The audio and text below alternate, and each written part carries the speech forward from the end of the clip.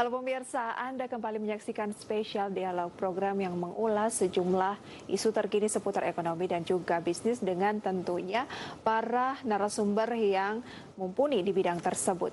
Dan pemirsa, inilah spesial dialog selengkapnya.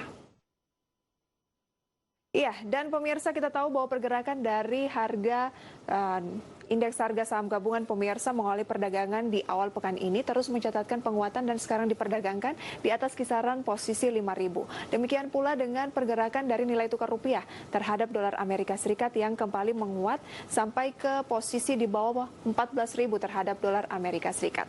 Nah pemirsa, apakah ini menunjukkan optimisme pasar telah kembali mulai tumbuh atau justru hanya sesaat saja? Kita akan membahasnya hari ini bersama dengan Direktur Utama PT Dana Reksa Sekuritas, Ibu Frederika Widiasari. Namun sebelumnya kita simak informasi selengkapnya berikut ini.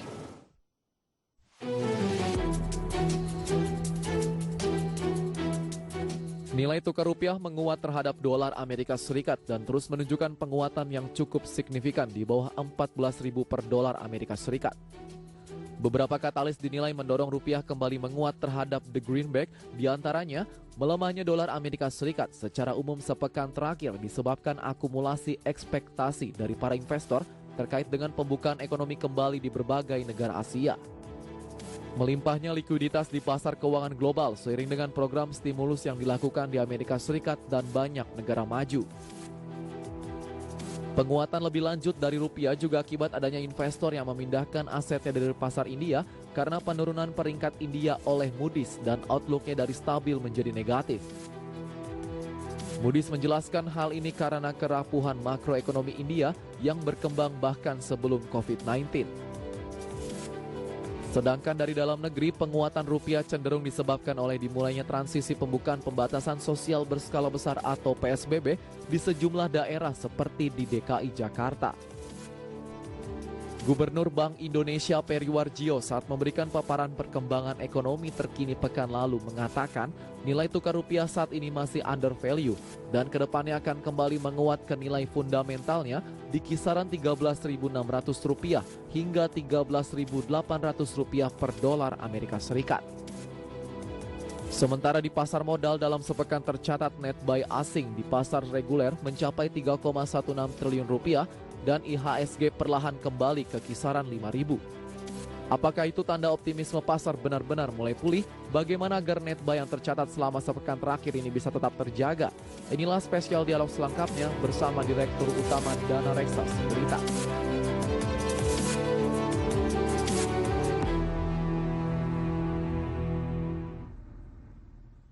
Iya pemirsa, dan untuk membahasnya kami sudah tersambung pemirsa bersama dengan Ibu Frederika Widiasari Dewi. Beliau adalah Direktur Utama dari PT Dana Reksa Sekuritas. Halo Ibu Frederika. Halo Mbak. Apa kabar Ibu? Baik, alhamdulillah. Iya, Ibu, sama seperti pergerakan indeks harga saham gabungan dan rupiah kita ini yang juga kondisinya membaik begitu ya. IHSG di atas posisi 5.000, kemudian rupiah di bawah posisi 14.000 terhadap dolar Amerika Serikat. Anda sendiri menanggapi hal tersebut seperti apa, Bu? Ya, kita harus melihat hal ini sebagai yang positif, karena menurut kami ini merupakan reaksi atas penerapan Indonesia di Indonesia. Dan kita melihat ini di tahun 2020 ini keseluruhan mungkin dari 45% sudah mencapai yang signifikan. Jadi kalau kita lihat kita mulai berbeli, tapi kita harus mencoba karena tersebut ini bisa turun, walaupun sudah cukup memberikan lebih baik ya level itu. Oh iya, Ibu sendiri melihat berpengaruh pada sisi apa saja sih sebenarnya Bu dengan adanya pandemi corona saat ini, dan Ibu sendiri melihat dengan optimisme pasar yang mulai terlihat ini, apakah cenderung akan tetap terjaga atau seperti apa Bu? Ya, kita sebetulnya market memberikan kembali bagaimana pandemi COVID ini cukup baik yang kita lihat dari kita ada beberapa fase ketika itu berhasil dengan yang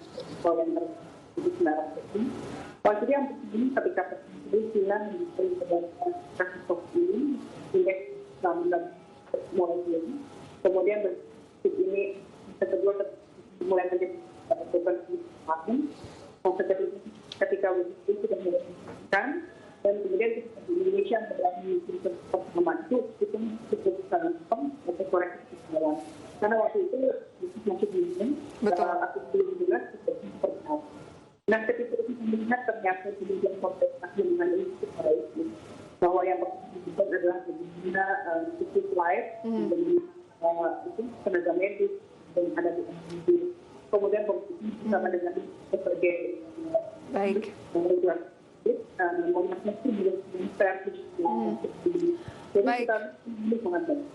Baik, Ibu Frederika, sambil memperbaiki komunikasi kita ada gangguan, Ibu. Nanti akan kita bahas lebih jauh bagaimana untuk menjaga optimisme yang sudah ada ini agar tetap bertahan paling tidak sampai dengan akhir tahun. Kita jeda terlebih dahulu, Bu.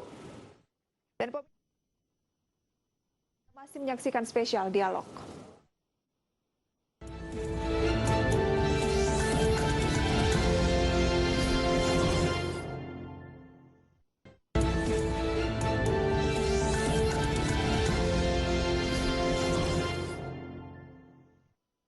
Terima kasih pemirsa, Anda kembali menyaksikan spesial dialog bersama saya Prisa Sampodatu, dan kita masih membahas bagaimana sih menjaga optimisme pasar di tengah pandemi, dan kita masih bersama dengan Direktur Utama PT Dana Reksa Sekuritas, Ibu Frederika Widyasari Dewi.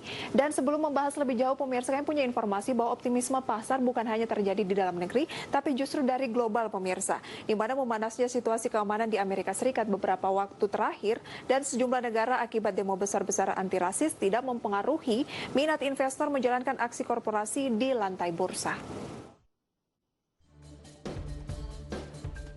Sepanjang pekan lalu, perusahaan yang melakukan penawaran saham perdana atau IPO di bursa global berhasil mengumpulkan dana sebesar 7,3 miliar US dollar, terbesar sepanjang tahun ini.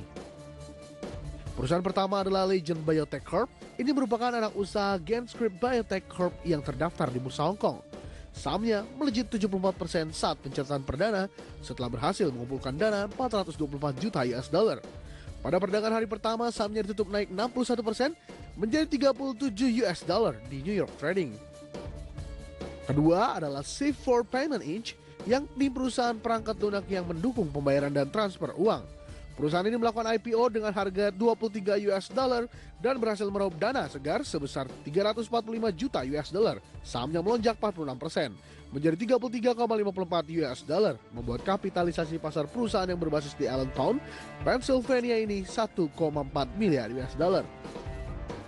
Ketiga, perusahaan e-commerce China, Dada Nexus Ltd. Perusahaan ini menawarkan 20 juta lembar saham, naik dari rencana awal 16 juta saham dengan harga 16 US dollar per lembar, sehingga berhasil meraup dana 320 juta US dollar. Berbagai sumber, IDX Channel.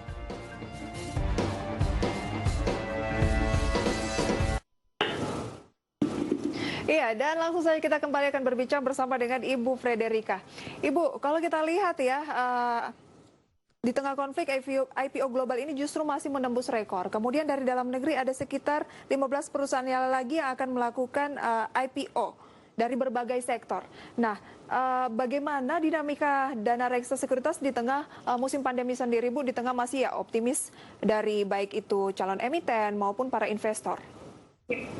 Tentu kita menyadari bahwa seperti ini dihadapi tidak hanya di Indonesia, jadi bagaimana kita bisa menyikapi hal ini? Di dalam sendiri tidak begitu. Kami punya beberapa bisnis yang masih menjadi kemampuan seperti aksesoris, baik untuk BUMN maupun untuk swasta, beberapa untuk investasi di perbankan. Kemudian untuk memasak untuk institusi maupun industri kami cukup baik. Bahkan kalau bisa dibilang walaupun secara walaupun menurun dari tahun 2015 ke 2020 itu ya, tetapi untuk dana sendiri itu market share kita justru naik. Itu patut terjadi. Kemudian yang untuk IPO kita bisa lihat memang ada beberapa deal besar yang kemudian mengalami penundaan karena situasi market. Terutama ini mungkin lebih related ke sektor industri. Tetapi beberapa untuk yang untuk organisasi itu kita masih cukup banyak yang sudah kita temui. Dan untuk retail sendiri, Mbak Biksen, sejak diakuisisinya dan keseluruhan oleh BRI sama 77,7%, kami mempunyai fokus untuk pengembangan market retail di Indonesia, Mbak. Jadi berjalan dari BRI merupakan bank dengan aset besar di Indonesia dan juga merupakan menjadi market retail terbanyak di Indonesia. Jadi itu yang sudah kita lakukan. Tetapi dengan situasi seperti ini kami harus melakukan dan adjustment. Karena memang dari sisi ekonomi yang sudah kita gunakan tentu dan meskipun akan tidak tercapai seperti dari sisi berkelanjutan seperti itu, tetapi ini juga efisiensi ya, untuk anggaran biaya ini kita harus efisiensi dan juga ada beberapa hal yang bisa kita sesuaikan. Misalnya untuk sosialisasi edukasi, kalau sebelumnya mungkin anggaran yang cukup besar, tetapi dengan adanya pandemi ini sebenarnya sangat disesuaikan dengan sistem. Oke. Tujuannya harus kegiatan tertentu, tapi mungkin lebih seperti itu. Jadi baik. Pandemi ini kan memang belum berakhir Ibu ya, tapi memang hanya menyesuaikan sejumlah kebijakan, kemudian juga protokol baik itu mulai dari pelonggaran PSBB dan sebagainya. Nah, jika memang ini misalnya berlangsung sampai dengan akhir tahun, ada tidak bentuk inovasi instan yang akan dilakukan oleh dalam khusus dana reksa saat ini ya untuk tetap melayani investor atau nasabah sampai pandemi bisa dikatakan berlalu? Ya. Bisa saya sampaikan bahwa kemungkinan situasi seperti ini tidak akan terjadi karena semua akan bisa pulih apabila vaksin sudah ditemukan. Beberapa waktu dulu kami bersama dengan undang Medistek yang melakukan tentang vaksin terkait COVID di Indonesia. Kemungkinan vaksin itu akan balik dari sekitar tahun 2021. Jadi untuk sementara pandemi dengan vaksin kita saat ini dengan normal dengan keterbatasan waktu. Dan untuk melakukan sendiri, alhamdulillah ini mempunyai visi untuk investigasi luar untuk sangat berkembang. Kemudian beberapa waktu ini juga kita sudah semester. Jadi sebetulnya in terms of pembatasan sosial atau aktivitas tidak terpenuhi, kami tidak selalu menjadi persoalan. Tetapi justru untuk bisnisnya sendiri, memang sekarang cenderung wait and see. Itu sehingga kita sampaikan berupaya mengalami penundaan. Kalau kita sampaikan juga Mbak bisa dari pasal modal itu kan memang beberapa dekade kemudian sudah pengembangan teknologi menjadi backbone pengembangan pasal modal kita. Jadi ketika ini terjadi, sepertinya semua bisa dijalankan dengan baik. Baik, Ibu. Bagaimana Anda melihat volatilitas dari baik itu indeks maupun juga pergerakan dari nilai tukar rupiah di tengah pandemi saat ini? Karena banyak yang menilai ini hanya mungkin sesaat saja. Bagaimana untuk memberikan keyakinan kemudian optimisme kepada calon investor yang mungkin belum bergabung kembali begitu ya, ataupun belum melakukan investasi lagi dengan kondisi saat ini, Bu? Ya, kalau sebenarnya memang tidak dilakukan juga ketika orang kemudian melihat ini sebagai sesuatu yang sesuai itu karena orang mengatakan bahwa saat sebelumnya itu jadi banyak orang kemudian keluar dari market kemudian mereka berhenti. Tapi kita lihat sebetulnya kalau ini dari data kebijakan kita ada beberapa sistem sebetulnya yang cukup tidak terlalu terkena dampak dari isu COVID ini. Karena seperti kemudian telepon, kemudian internet dan sebagainya itu cukup mereka kuat dalam situasi seperti ini. Tetapi juga kita melihat kalau misalnya itu masih ragu-ragu bisa masuk ke investasi yang lebih kecil risikonya, mungkin masuk uang dan sebagainya. Itu juga bisa dilakukan. Tapi kami bisa menyampaikan bahwa sebetulnya kalau lihat pasar juga Indonesia saat ini pengaruh-nya cukup rendah ya. Karena sebelum COVID ini kita 14 sekarang mungkin kita sudah jadi sebetulnya kalau investor mau masuk di right time. Nah, Kementerian Koordinator Ekonomi pemerintah lah dalam hal ini ya Bu ya mengeluarkan sejumlah kebijakan untuk pemulihan ekonomi. Kita bahas lebih jauh nanti tanggapan Anda seperti apa. Kita jeda terlebih dahulu Bu. Kami akan segera kembali pemirsa, pastikan Anda masih menyaksikan Spesial Dialog.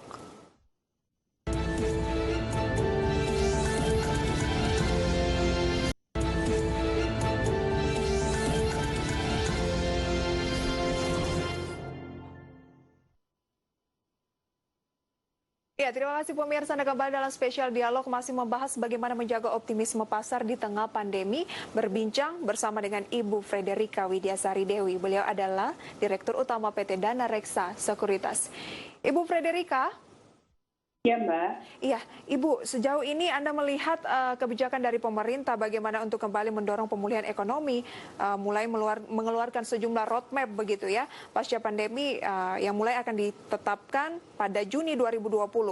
Bagaimana Anda menyikapi hal tersebut ataupun lebih ke pasar modal, memandang langkah yang dilakukan oleh pemerintah ini, Bu?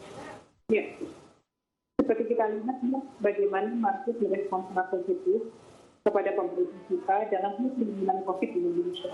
Kita patut bersyukur bahwa di negara kita penanganan ini jauh lebih baik dari beberapa negara lain yang bahkan sebenarnya cukup maju gitu. Mulai dari penanganan penyakit itu sendiri, kemudian tenaga medis, kemudian bagaimana pemerintah mengeluarkan stimulus-stimulus fiskal moneter bersama dengan BI, OJK, kemudian Kementerian Keuangan dan sebagainya. Jadi kita patut berapresiasi. Kemudian terkait dengan roadmap yang dikeluarkan oleh Kementerian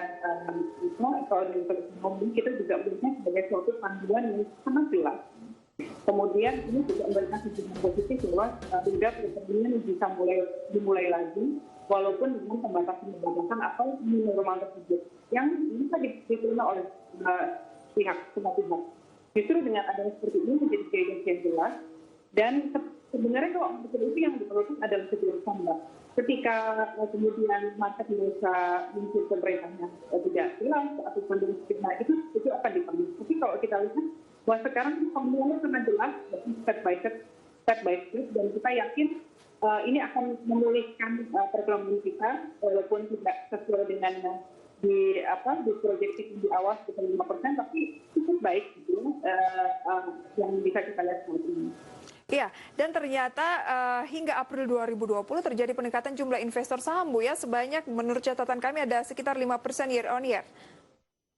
Nah, ya, bagaimana betul. Ibu menanggapi hal ini di tengah pandemi, tapi ternyata investor saham justru masih mengalami pertumbuhan ternyata, Bu? Ini juga menarik, Mbak. Ketika kemudian ini yang kita miliki di belakang kita, ketika orang berusaha, ternyata investasi retail juga meningkat. Ini juga sesuatu yang kita syukuri juga. Kemudian untuk peningkatan investor retail, yang kita lihat memang peningkatannya cukup signifikan di pasar di Indonesia. Saat ini juga investor 2,7 juta ya, jadi sama adalah untuk investor selain saham, reksadana, mutual fund dan juga obligasi dan sebagainya, dan 1,2 itu pure saham. Dan kita lihat itu sesuatu yang positif bahwa orang itu menuju pasar modal itu jangka panjang. Memang kalau kita melakukan edukasi, sosialisasi, itu pasar modal itu untuk jangka panjang, investasi jangka panjang. Baik. Di dalam kita sendiri, karena kami sudah menjadi anak perusahaan BRI, kami banyak meningkatkan jumlah nasabah, apakah itu dari karyawan BRI, kemudian dari kerja di network BRI, kemudian kita kerjasama dengan keluarga BRI juga. Jadi banyak sekali yang kita lakukan, dan kita bisa meyakinkan mereka bahwa investor itu memang kalau masuk yang sudah naik, tapi itu susah gitu ya untuk mulai masuk. Jadi kalau kita melihat price earning ratio di market itu masih cukup sekarang cukup rendah gitu seperti itu. Ibu, menurut Anda ini apakah sudah waktu yang tepat untuk kembali melakukan pembelian, masuk lagi ke pasar modal bagi yang belum, atau ada tidak strategi dari Ibu? Ya, kembali kalau untuk masuk ke pasar yang jelas ketahui apa yang dibeli. Ya, jadi untuk masuk ke pasar saham ini tidak semua sektor juga bagus untuk dibeli untuk hari ini. Terutama sektor yang terdampak oleh pada pandemi COVID ini. Tapi masuklah ke sektor yang tadi saya sebutkan di depan, yang tidak terdampak itu justru kinerjanya membaik dengan adanya COVID ini ya. Okay. Misalnya untuk sektor tertentu di saat seperti ini misalnya kesehatan, kemudian consumer goods, kemudian kemudian juga cukup bagus. Kalau Jadi, kalau sektor yang sebaiknya dihindari dulu, Bu, apa saja misalnya? ya main di seperti itu. Okay. Ya banyak, terus kemudian kalau kita lihat properti ya, jadi banyak sekali sektor-sektor yang kemudian cukup terdampak oleh adanya COVID ini. Jadi kita melihatnya risk assessment kita lakukan dari dampak COVID itu sendiri, Mbak. Kemudian pengaruh penguatan US dollar dengan rupiah dan interest coverage itu sendiri. Jadi kita melihat beberapa sektor yang cukup tinggi, misalnya plantation, kemudian bank seperti itu, kemudian coal mining, itu cukup tinggi nampaknya di profit ini. Baik, Ibu, sebelum kita akhiri, Ibu yakin tidak atau seberapa optimis sih IHSG kita akan kembali mungkin ke kisaran 6.000 lagi? Ya, saya cukup yakin di Indonesia karena sekali lagi lihat kita punya Indonesia very promising ya, tidak hanya kesempatan itu tapi berbagai pihak juga misalkan optimisme terhadap Indonesia. Namun demikian seperti kita sampaikan, normal ini akan seperti apa? Apakah jangan sampai kalau kita lihat dari itu panel yang terjadi cost wave itu ternyata cukup kecil ketika orang ini tidak berdisiplin, kemudian ada sertifikat terjadi yang jauh lebih besar. Kita semua itu bersama menyikapi normal ini dengan sikap yang bertanggung jawab. Kemudian kita bersama-sama seperti ini, pemerintah sudah mengeluarkan stimulus, ya kita bersama-sama kita bisa melihat masih kita untuk rebound. Baik, berarti sinergi dari berbagai pihak tentunya, Bu ya. Baik, harus ditingkatkan. Terima kasih banyak Ibu Frederika atas sharing informasinya. Semoga ini bisa mengedukasi kemudian menambah wawasan pemirsa di rumah. Sukses selalu untuk Dana Reksa dan Ibu Frederika. Sampai berjumpa kembali, Bu. Ya, pemirsa, demikian perbincangan saya bersama dengan Direktur Utama dari Dana Reksa Sekuritas, Ibu Frederika Widiasari Dewi. Dan demikian spesial dialog kali ini, pemirsa, dan jangan beranjak dari tempat Anda karena Newscast akan segera kembali usai jeda pada hari berikut. Saya Prisa Samudatu, sampai jumpa.